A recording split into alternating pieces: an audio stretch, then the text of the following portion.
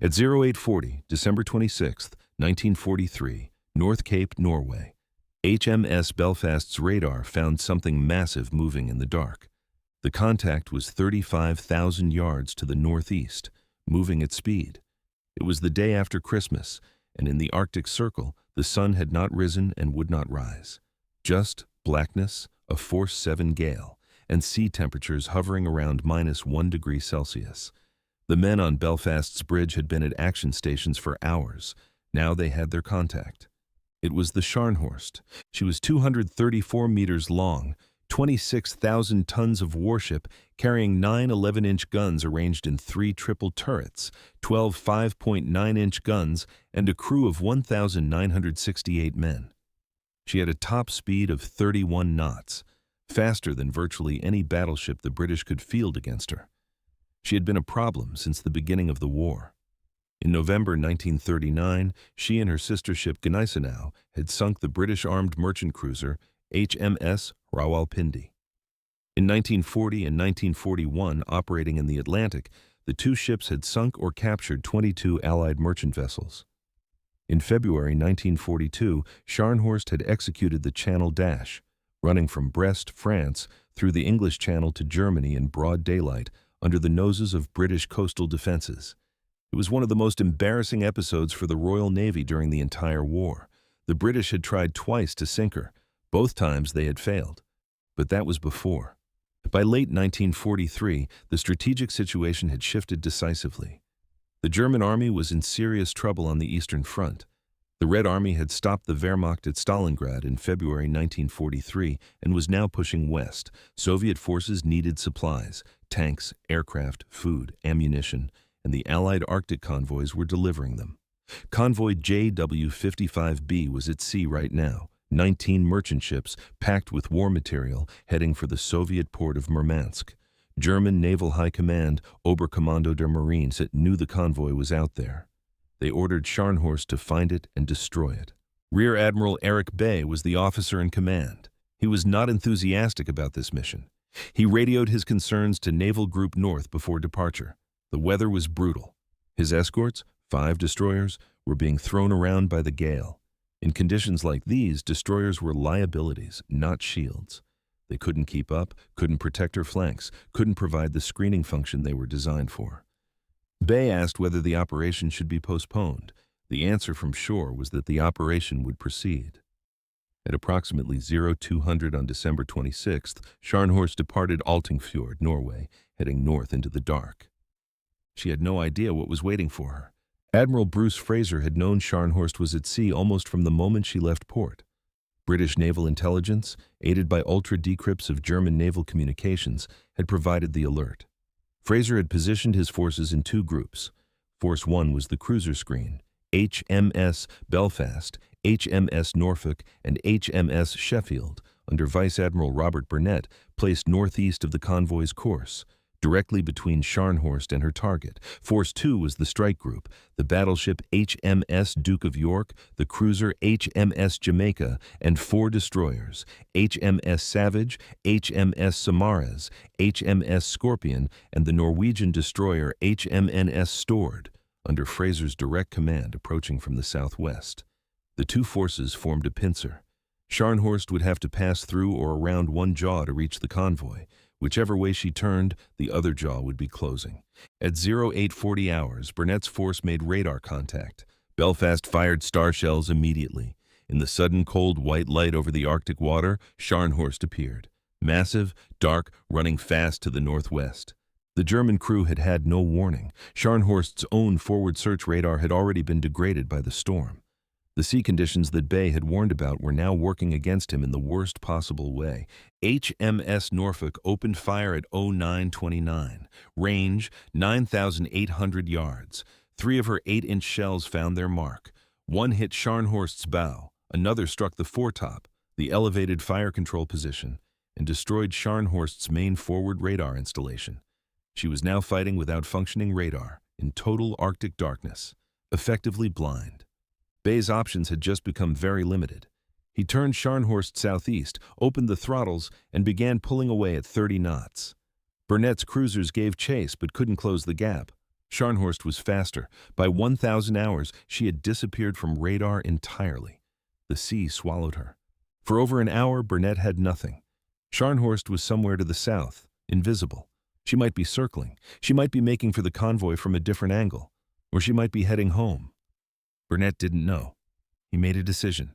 He turned his 3 cruisers north and placed them between the merchantmen and wherever Scharnhorst might come from next. It was the right call. At 12:05 hours, Burnett's radar found her again. Scharnhorst had turned north, still hunting the convoy. She had looped around and was heading straight back toward where the cruisers were now positioned. At 12:21, both sides made visual contact almost simultaneously.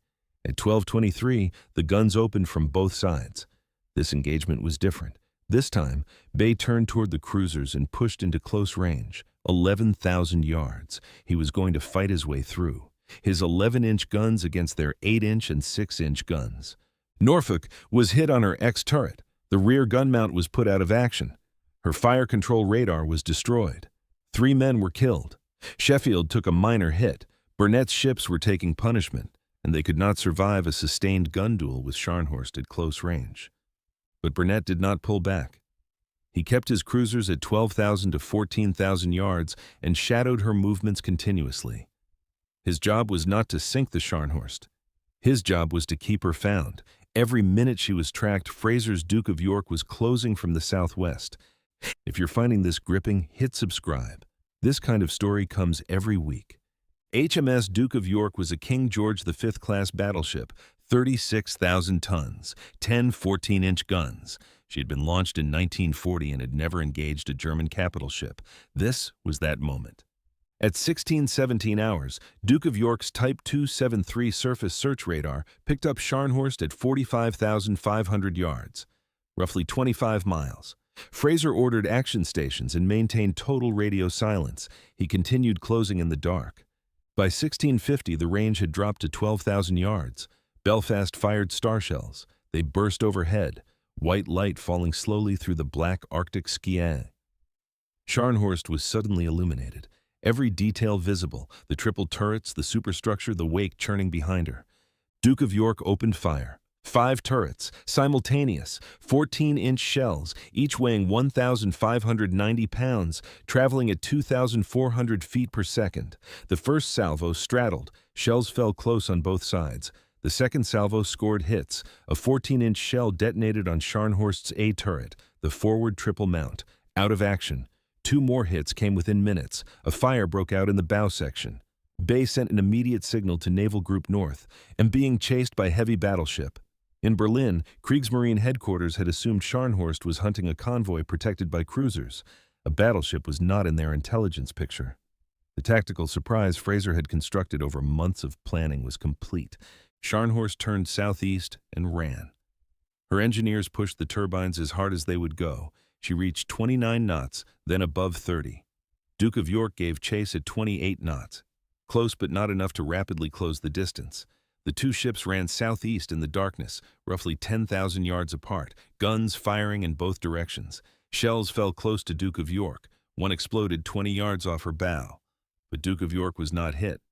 The chase went on for over an hour at near maximum speed.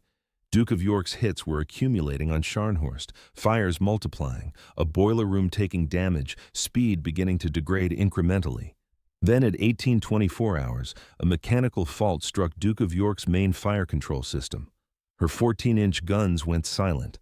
For 6 minutes, the most powerful weapon in the battle was completely offline.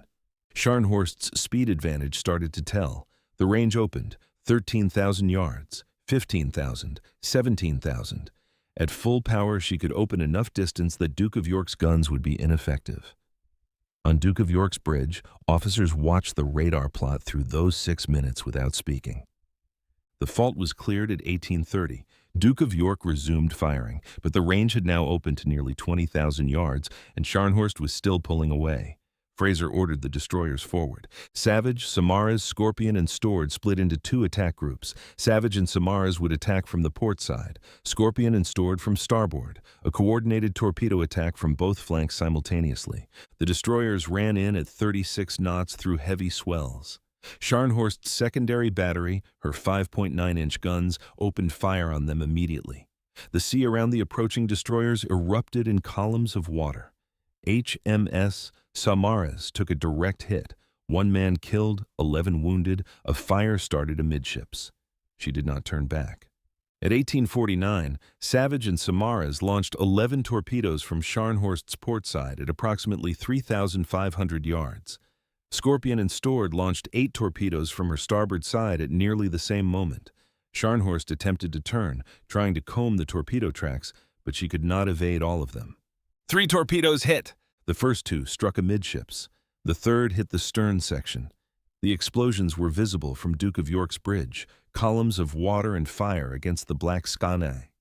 Scharnhorst's speed dropped from 30 knots to 22, then to 12, then to 8. Her engineering spaces were flooding. The turbines that had powered her across the Atlantic and through the English Channel were failing. On the radar aboard Duke of York, the blip that represented Scharnhorst was visibly slowing. Fraser closed in. At 19:01, Duke of York reached 10,400 yards and resumed firing. At that range, every salvo was registering hits. Scharnhorst was burning in multiple locations from bow to stern. Her return fire became sporadic, guns disabled, ammunition hoists failing, electrical power dropping throughout the ship.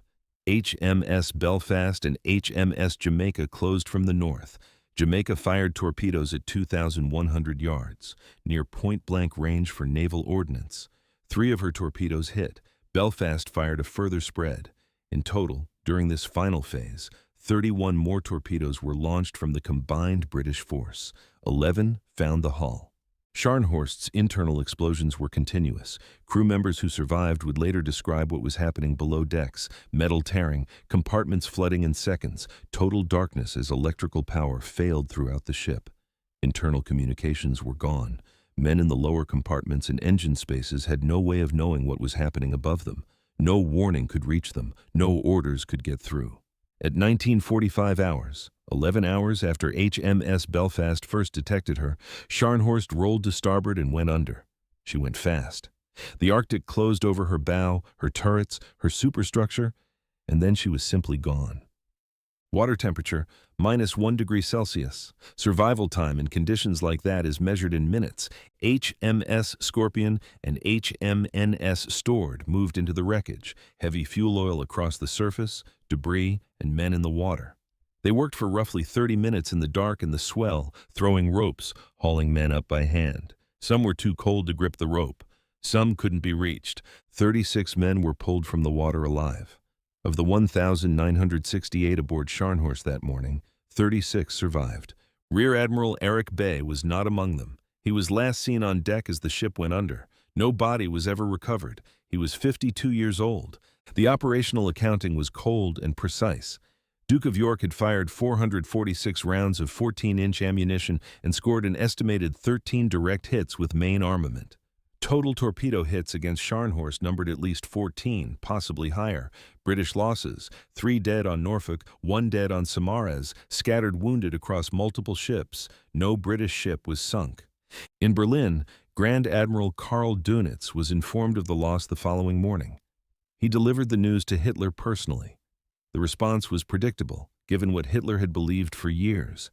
Heavy surface ships were a drain on resources. They consumed vast amounts of raw material, dockyard labor, and fuel, and kept being lost to a navy that had better intelligence and better positioning. Scharnhorst's loss hardened that view permanently. The remaining German heavy ships, Tirpitz was already badly damaged by British X-craft midget submarines in September 1943, were restricted increasingly from offensive operations. They would never again challenge Allied convoy routes in open combat. After December 26, 1943, no major German surface combatant would engage a British capital ship. That chapter of the naval war was closed. Convoy JW-55B arrived at Murmansk intact. All 19 merchant ships completed the passage. The war material they carried was unloaded and moved to Soviet forces on the Eastern Front. Over the following months, those supplies contributed to operations that continued to drive the Wehrmacht westward toward Germany. Admiral Fraser received the Knight Grand Cross of the Order of the Bath. Speaking after the war, he was measured. He acknowledged that the Scharnhorst's crew had fought until the end, which the records confirmed, with her guns still firing in the final minutes. He credited the planning as the decisive factor, the positioning of forces before first contact, the disciplined use of radar intelligence, and the decision to withhold Duke of York's position until the range was right. Scharnhorst had been given 2 opportunities to escape, once in the morning when she broke contact, and again when Duke of York's main armament malfunctioned at 1824. Both times the net held. The trap had been constructed over days. She had walked into it step by step, and that poor lad on the bridge, Bay, had never had a clear picture of what he was actually sailing into. The 36 survivors were landed at Scapa Flow in the Orkney Islands and questioned by naval intelligence. Their accounts confirmed what the battle logs recorded. The forward radar knocked out in the first exchange, chaos below decks when Duke of York's first salvos hit, the loss of internal communications, flooding that moved faster than the crew could respond to. Many men in the lower sections died without knowing what had struck them or why. Scharnhorst's wreck was located in 1974 by a Norwegian research expedition. She lies at approximately 290 meters depth in the Barents Sea, 60 nautical miles north of North Cape, Norway. She rests on her starboard side, largely intact. The cold water has significantly slowed the degradation of the hull. The Norwegian government classifies the site as a protected war grave. It cannot be legally disturbed.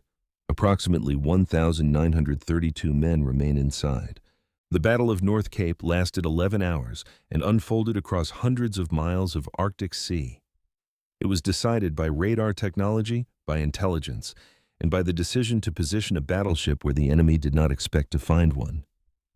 The Scharnhorst, a ship that had been the object of British naval attention for 4 full years, was located, trapped, and sunk in under 12 hours from Belfast's first radar contact. She was a formidable ship, crewed by men who sailed into dangerous weather under orders they had reason to question. The battle was not won by superior courage on one side. It was won by superior information, superior positioning, and the patience to wait until the conditions were right before committing the decisive blow. When things went wrong, and they did at 1824, when Duke of York went silent, the plan had enough depth to absorb the failure and continue. That, in the Arctic darkness of December 26, 1943, was enough.